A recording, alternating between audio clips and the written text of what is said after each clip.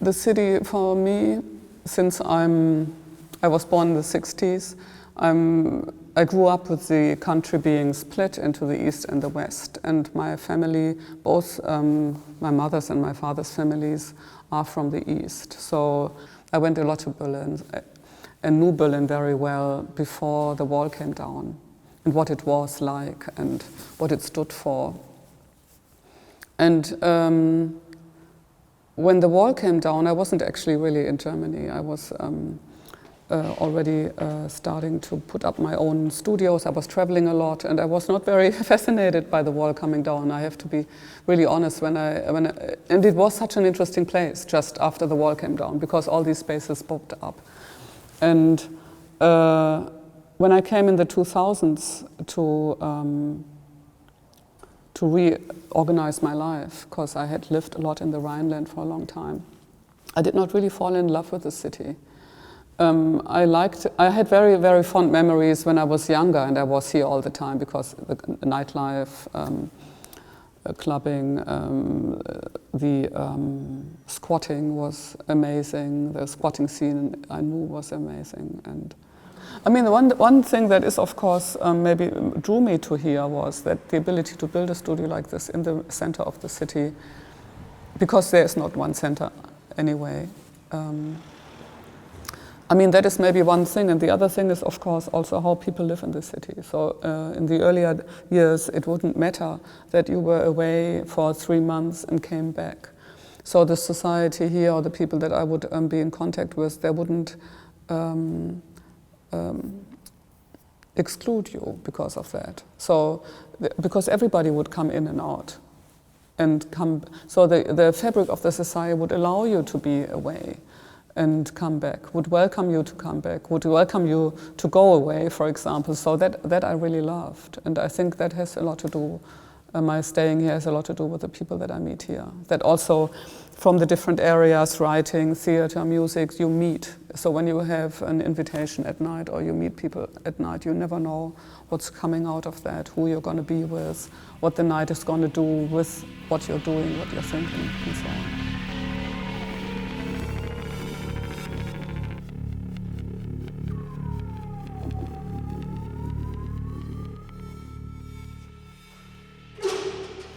Yeah, the studio is the place where I make the work. So like in a very practical, pragmatic sense, I need a lot of space, I need very good light, I need good access to get things in and out. That is one thing, but this is also the first studio that I actually made back then, like 12 years ago, that I thought about as a good space, as something that is made for me. Like, I had a moment in my life where I thought, oh, the gas station person has a specific place for them to do a good work, or the pharmacy has, or the bookseller has. Why don't artists have made for themselves a really good space that is part of society, as the gas station and the pharmacy and the fish shop is, with a cooler in the back and so on. So I think an artist should have equally good spaces, and that has not been really the case for me until then. And because we always went to the fringes of the cities, we took over discarded places, mostly industrial places that weren't up to the game anymore, and then we would take them over, build structures inside, make do with heating systems we invented, and so on. And that was very adventurous and beautiful, and also we were left alone, which is another thing that I like. So for the first time in my life, and I think I was about 50-something when I built the house, I thought, oh, I want to be in the center of the city. I want to have a place that's big enough, but not too big, so that it can be kind of my motherboard, and I can always have then little satellite studios or other places. Because the other thing of a studio is, of course, that what I like is to get to know a new place. So that's maybe also specific to my own preferences. I like to kind of be a stranger to a place, and to come as a person that is not part of a space or a place or a location, to kind of see what that does to the given circumstances, to come as somebody who doesn't know it, And that was at the beginning of my life as an artist, after art school, let's say. I had this very, very strong urge to work elsewhere. So I studied in Düsseldorf at the Art Academy, and when I finished, I already had a plan of going to Marseille, and that was maybe the first time that I was given a place that wasn't from my own culture, my own social fabric, that was empty. There was none of my works there that could signal this is you as an artist. And so being abroad became a very important part of my studio life as well. So it wasn't really for shows that I traveled mainly in the first years, but it was because I was invited for 3 months maybe to Marseille. Then I stood a little longer because I developed love affairs in the city, but then also I went after that to Florence, and I was there for about a year as a holder of the Villa Romana grant, which was very influential. I could study fresco painting in depth, architecture, another culture, another way to eat, another way to live. There's a little bit like something in Picasso's life that I always admired, that he would change his whole life by changing his life partner, and he would get with the his new partners a new way of eating, he would lock the old villa and have a new Côte d'Azur villa somewhere else and fill that up with that new life, new children, new style of living, of dressing, of becoming him again as a version of number 2, 3, 4, 5, 6, and so on. So studios have very different, they can be very different. I think what I have here, this space where we are here right now, is really like a studio that contains, if something would happen, I could always be here, work here, have my office here, I have my library in here. I could even sleep here, what I did at the beginning of my studio life here. And I could always withdraw, a little bit like the shell of a snail or something, you know. Yeah, this studio is very ideal in the sense of there's only skylight. The paintings are super sharp. You can see everything on the painting, things you might not see in exhibition spaces later, because they are this space is unforgiving in a sense. And that's what I like about this space. But then there are moments where you're painting out of the corner of your eye, in a sense, where your movement in the space and the body relationship to the work is more specific to the work than the visual scanning of what you actually see. So, and that can equally lead to important visual consequences later on, which you're not so aware of, in a sense. So it is great to have other studio spaces too, where maybe that exposure of the painting, the singular painting as such, is not as strong. Where there is maybe a kind of relationship to the whole process rather than to the single thing that you're experimenting on. So I like to work on many things at the same time, and therefore I have this other studio I mentioned to you.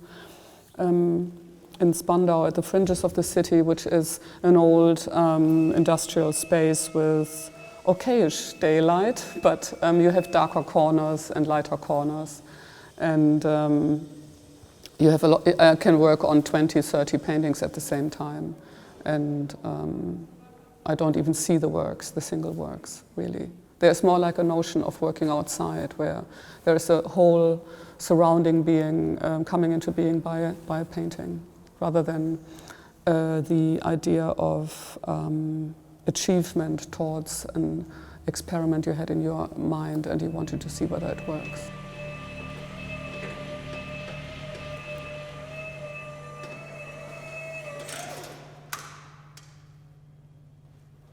Well, when you look backwards, you now can posthumously identify moments where you say, ah, yeah, that is actually weird. I never thought that would be an indication of what I'm doing now, but when I now see myself, what I do, I think that is meaningful now from my point of view, of course. But so there was definitely one thing that I had this moment when I woke up in the morning that I would see shadows in the room, and I would kind of imagine a paintbrush to paint them away.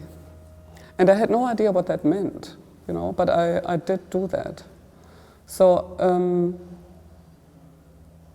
now looking at, I remember these things now. Or I had like another trait that I sometimes think of, and I have to laugh about it, that I was very convinced of things, even though they couldn't work. And so there were huge parties of kids, we were maybe sometimes 30, that were all outside, and we would all play together until the end of the day. And so we invented all these games, and one thing was, there was a very close, a little forest, also with, was dangerous in a way, because there was all that kind of coal mining relics, so there were sometimes places where we could actually fall in, or so but we all were like from all ranges, like 3-year-olds to 15-year-olds, and I convinced them one day to take all the bark of trees off, and we would make a gigantic hammock out of it.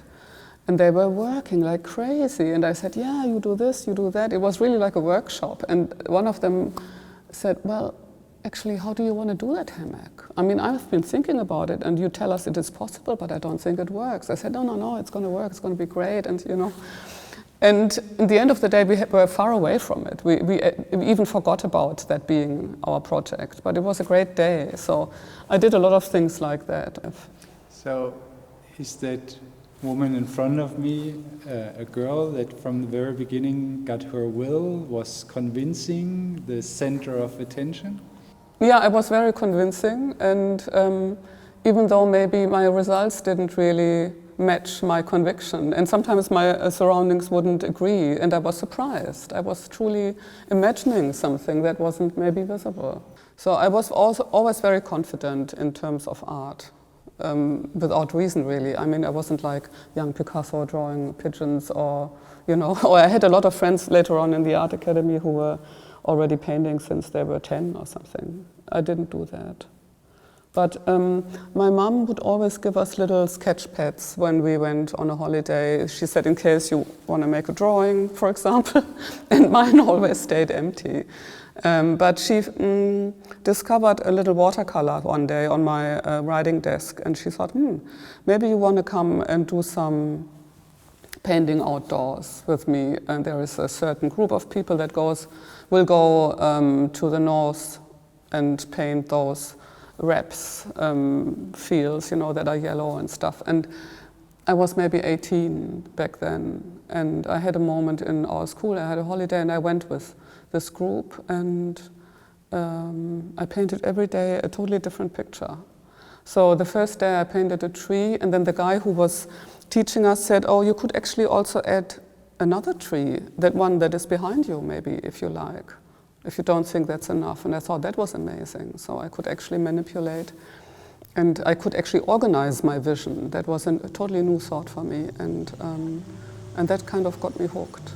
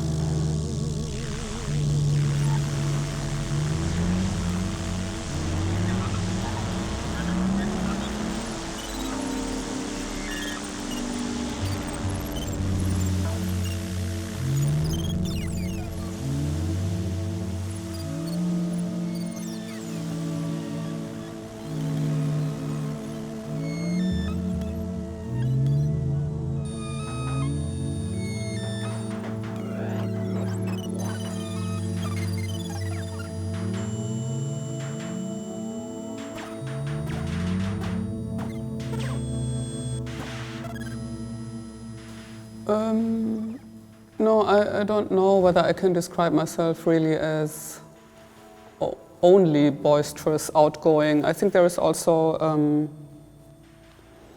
I like to be by myself. I have no problem being by myself for days and days and days, for example.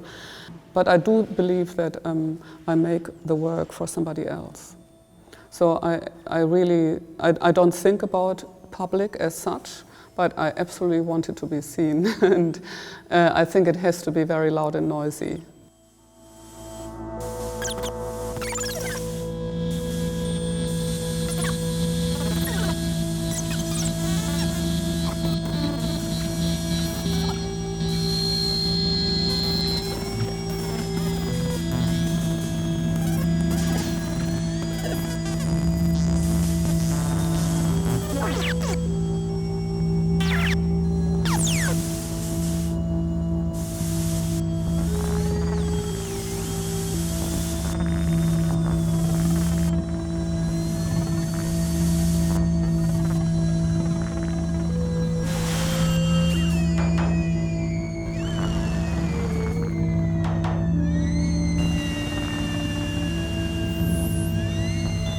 Yeah, I mean, I think color is, of course, the center, the core of my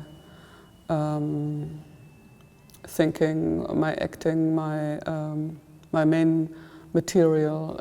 It has also been the guideline throughout all the development that I've made as an artist. Whenever I was at a moment where I had to make a decision because I had the feeling I wasn't going anywhere and I was really stuck, I kind of stripped down all I've done up to that point, and I realized, okay, the only thing that is really in common with this moment and that moment and then a third moment maybe in the past 10 years is actually that kind of very raw industrial set of color structure that I've been working with in one way or another. And very often then I would strip down my whole ingredients only to that and then start from there again and leave out all the other elements that were appearing here or here or here. And that got me then started at a certain moment through meandering experiments, using traditions in my own way, of course, to understand it better, coming from radical painting, going into traditions of abstraction as we know it from the 60s and so on, to in the end understand that for me color is nothing that I study so as to have a set of theory that then talks about symbolism or meaning. I rather use color as a string, as something that is strung together and develops a force which can show the thinking and the movement that I developed in relationship to a given situation. And that can be either a canvas, it can be a space, it can be objects, it can be things I need to implement into the work. Yeah, place in its specificity is exactly what offers all sorts of things.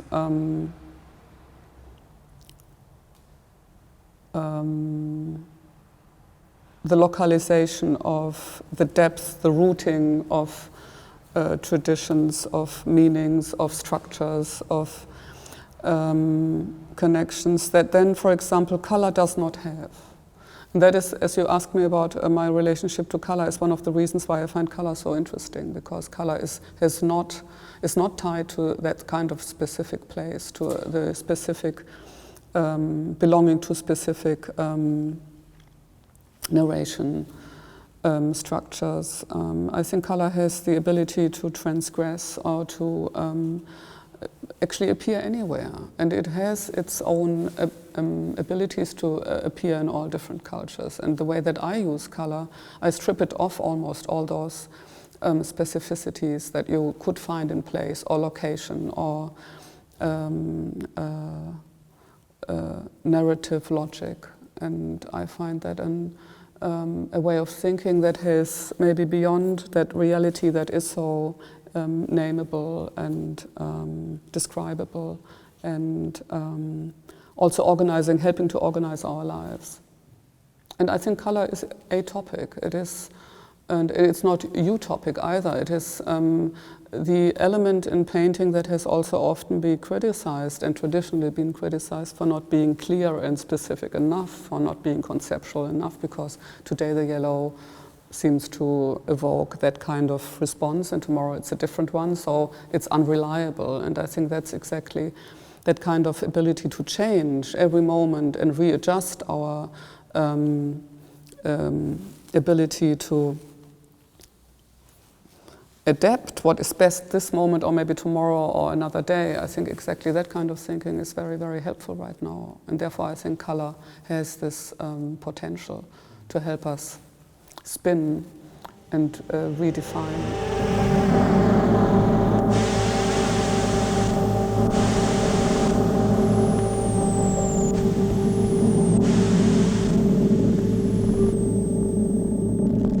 Well, I think that when you have the coincidence of a painting sitting on a built structure, and that was one of the early moments where my painting would take a new,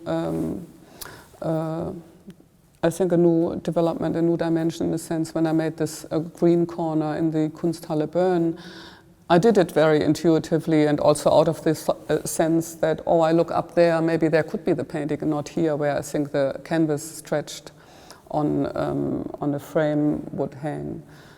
I started to understand that the painting has actually a different way to use space and volume than the architecture has. And all of a sudden, two things would coincide that do exclude one another in terms of how they define space. So the way that you can measure the length and the width and the height of a space, and you can't do that in a painting. You can't measure how deep the green is or how far it is away from a yellow. That is completely up to your momentarily developed perception.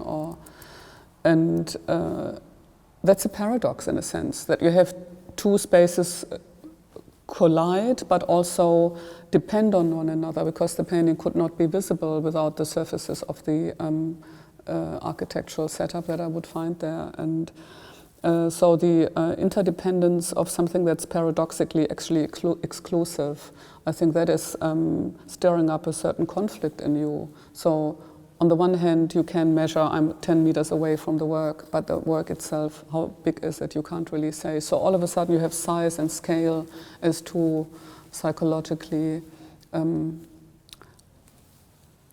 unkindred elements. And that got me thinking. I started to develop a totally different relationship to my work, because also the psychological ingredient that comes with scale, which is something that you esteem as big or as small in relation to you, to your own position in a sense.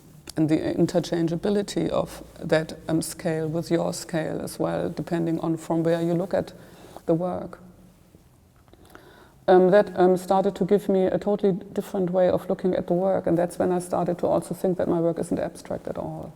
But it has its root in what we call the madeness of the reality fabric, yet it is not the reality that it actually generates. It generates a different kind of reality, one that is not in the realm of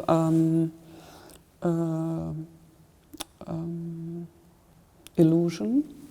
So illusion is not what I dream of, but it is in the realm of illusion in a sense of what if that was a possibility, or what if that was a possibility. So it's more in the field of different possibilities that come up all the time. And I think that's where the moment where there is a border or a definition line between this and that becomes such an interesting space. So it's not just a line, it's actually just something where two or more than just two parties or different interests or different sorts of materials also collide into like a gap, and that all of a sudden the information gets so dense that it becomes that line. But if I unpack the line, this becomes a totally interesting scenario for new negotiations. And that goes in a broader sense, so it's in and out culture and nature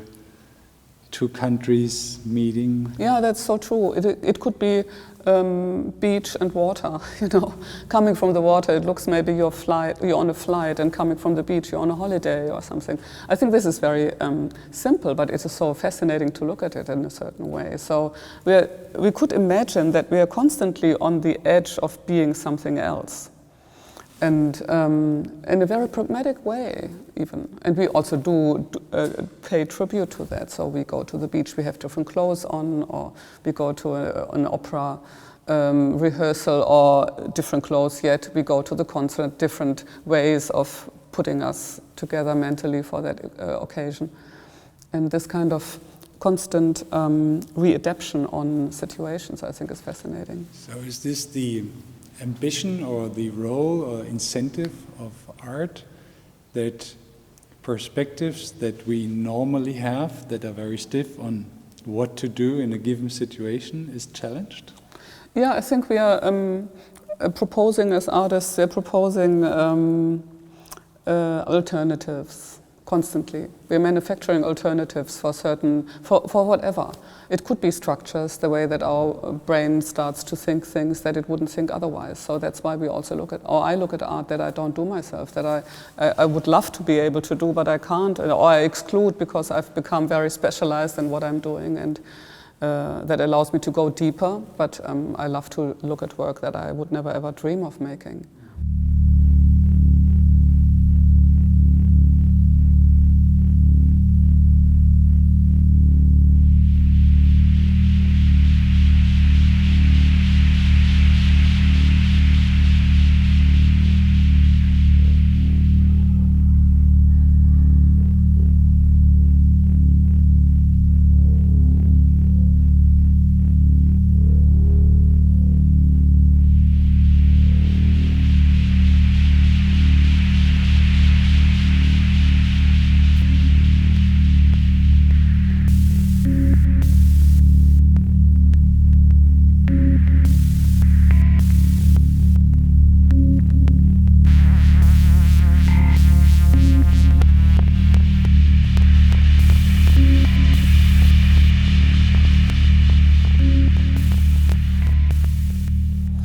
Oh yeah, my history does play a huge role in my life. I mean, being brought up in the 60s and 70s, which was one of the high times of getting to terms with the horrible heritage that we have.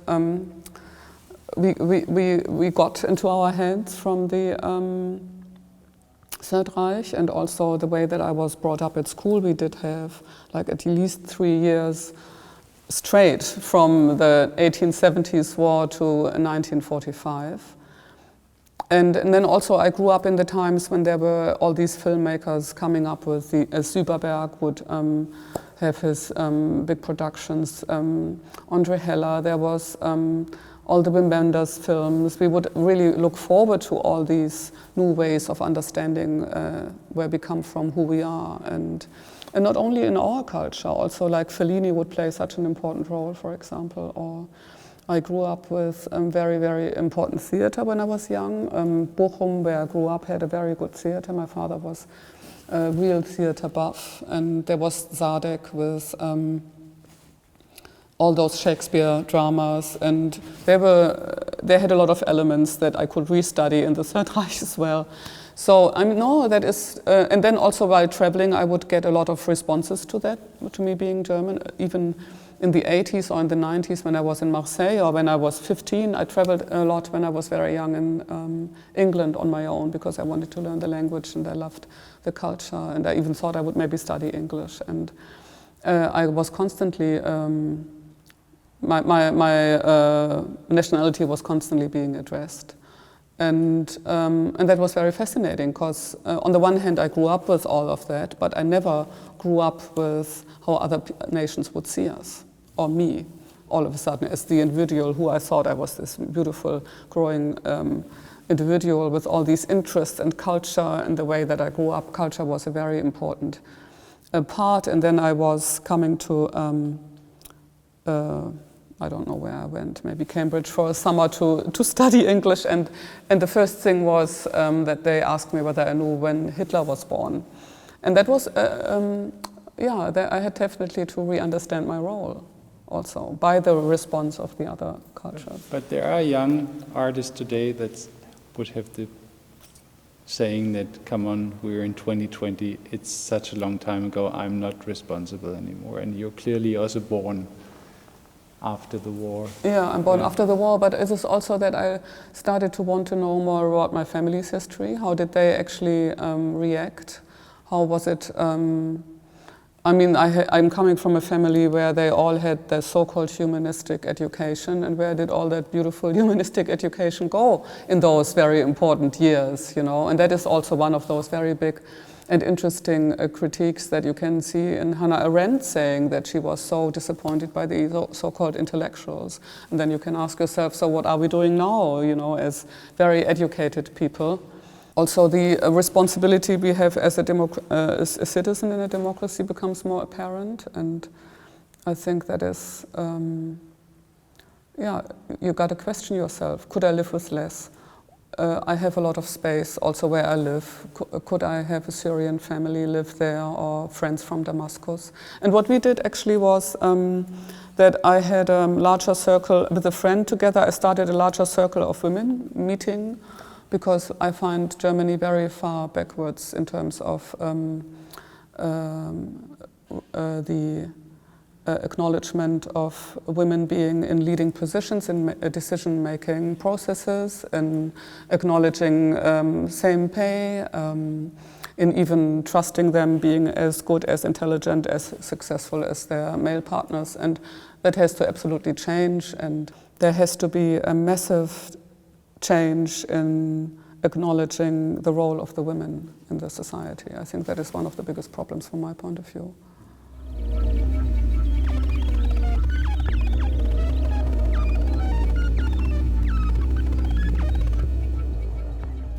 Isn't it anyway signs of life, the works that you are doing, both kind of in the abstract sense, here we are, history goes on, but also, here I am, Katharina Grosse, this girl that was the center of attention in the beginning as a young child.